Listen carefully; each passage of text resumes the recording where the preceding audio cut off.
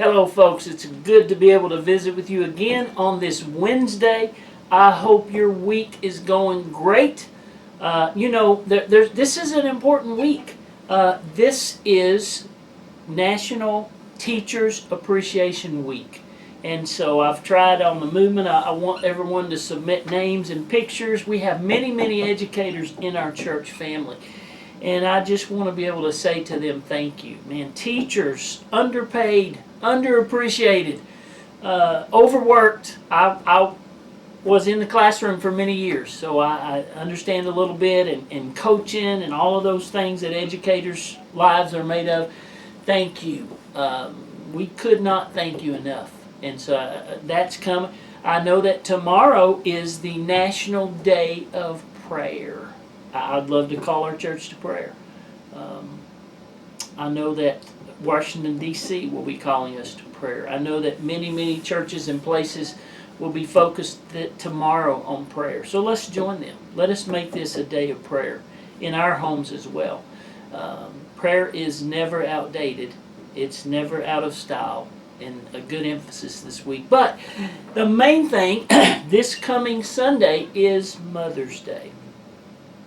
This will be the second part of our two-part series from the book of Esther. Man, what a study. What a drama. So many things going on in the book of Esther. It's a short book, but it is an incredible strategic book because Satan, the enemy, is trying to snuff out the line, the lineage of the Messiah, the Jewish people. And he almost does it. He almost does it. But we're going to see this Sunday about what happens and how Esther handles that situation. And ladies, we're going to honor you. We're going to celebrate all of our ladies, not just mothers, but all of our ladies this Sunday. I think it's going to be special. Don't miss it this Sunday. Have the kids ready for your time travel. We're going to have a great production this Sunday, and I'm excited about it. But today, I have a little devotional thought for you today. I want to ask you a question. What have you learned during this COVID-19 pandemic, this crisis that we're all still living through? What have you learned? I think that we should all learn and grow from every situation. In fact, many times the hard times, the negatives are greater opportunities to grow. I mean, listen, God is more concerned about our character than our comfort. Have you ever thought about that? And your character usually doesn't develop as much when we're comfortable, because it's kind of easy then. But this has been a difficult time. It is still a difficult time. People are getting restless. Businesses are getting restless. Folks are ready to get out of the house. They've had enough. And it's a tough time. The local government and people are working hard. Now be careful. Don't and I know that we are dying to get back to church, but we've just got to be patient. We've got to work our way through these phases. And so what have you learned? I want to share maybe one of the things I've learned. I've learned a lot.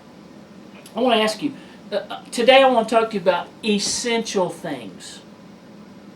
That's a term that we learned and heard a lot during this pandemic that we're in.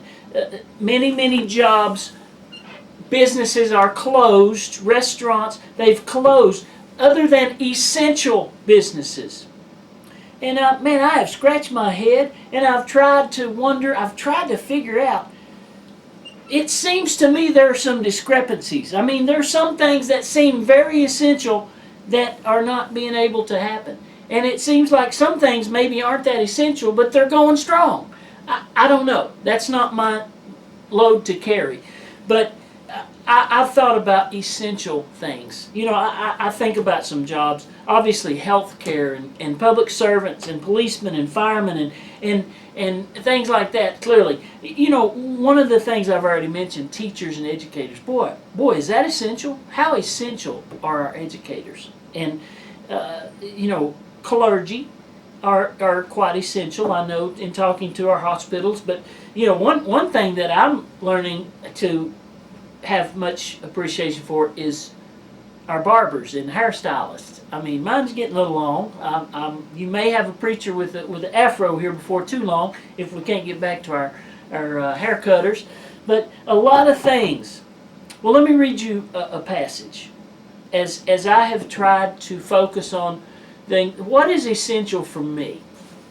Now, think with me. We all have 24 hours in our days. And I've heard people say, well, I'm too busy. I don't have enough time to do. No, listen. You've got the same amount of time as every other human being. 24 hours in this day. It's all about what you choose to do with your time. And so I've been thinking about what is really essential in my life. And God is helping me. I'm learning. I'm growing. You see, essential, let me define that for you. Essential means absolutely necessary. Extremely important. Listen, folks. There's a lot of things in your day that are not absolutely necessary. There's a lot of things you're going to do with your 24 hours today that is not extremely important. It's not essential. And so I guess here's what I want you to think about today. I want you to be a better steward of your time in regards to doing the things that are essential in your life.